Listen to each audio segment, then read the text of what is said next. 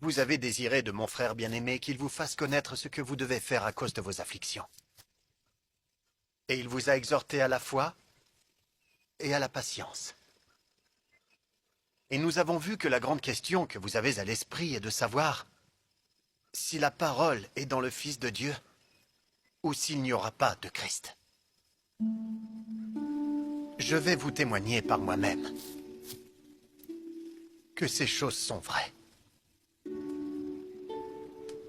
Je sais que le Christ viendra parmi les enfants des hommes pour prendre sur lui les transgressions de son peuple et qu'il expiera les péchés du monde car le Seigneur Dieu l'a dit. Car selon le grand plan du Dieu éternel, il faut qu'une expiation soit faite. Sinon, toute l'humanité va périr. Oui, tous sont déchus et perdus. Et sans l'expiation, ils périront.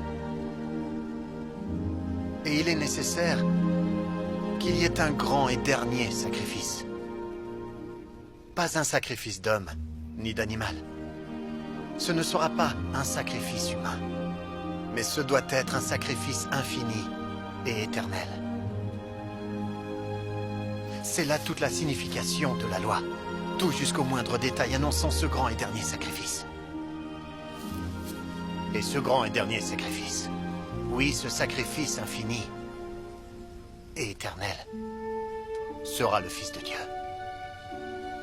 Et ainsi il apportera le salut à tous ceux qui croiront en son nom. Ceci étant le but de ce dernier sacrifice. Réaliser les entrailles de miséricorde. Ce qui l'emporte sur la justice et fournit aux hommes le moyen d'avoir la foi qui produit le repentir. Et ainsi la miséricorde peut satisfaire aux exigences de la justice et les enserre dans les bras de la sécurité, tandis que celui qui n'exerce aucune foi qui produit le repentir est exposé à toute la loi des exigences de la justice. Que Dieu vous accorde de commencer à exercer votre foi qui produit le repentir, afin de commencer à implorer son saint nom, afin qu'il soit miséricordieux envers vous. Criez vers lui pour avoir la miséricorde, car il est puissant à sauver. Humiliez-vous et persévérez dans la prière vers lui.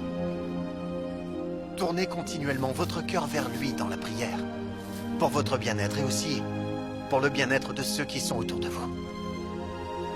Lorsque vous avez fait toutes ces choses, si vous renvoyez les nécessiteux et les nus, et ne visitez pas les malades et les affligés, et ne donnez pas de vos biens, si vous en avez, à ceux qui sont dans le besoin, je vous le dis, votre prière est vaine. Cette vie est le moment où les hommes doivent se préparer à rencontrer Dieu. Le jour de cette vie est le jour où les hommes doivent accomplir leurs œuvres.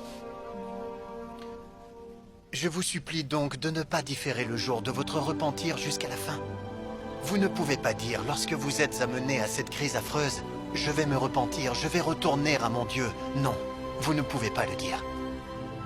Car ce même esprit qui possède votre corps au moment où vous quittez cette vie, ce même esprit aura le pouvoir de posséder votre corps dans le monde éternel. Ne combattez plus le Saint-Esprit, mais recevez-le et prenez sur vous le nom du Christ. Et adorez Dieu en quelque lieu que vous vous trouviez, en esprit et en vérité. Et vivez quotidiennement dans les actions de grâce pour les miséricordes et les nombreuses bénédictions qu'il vous accorde. Amen.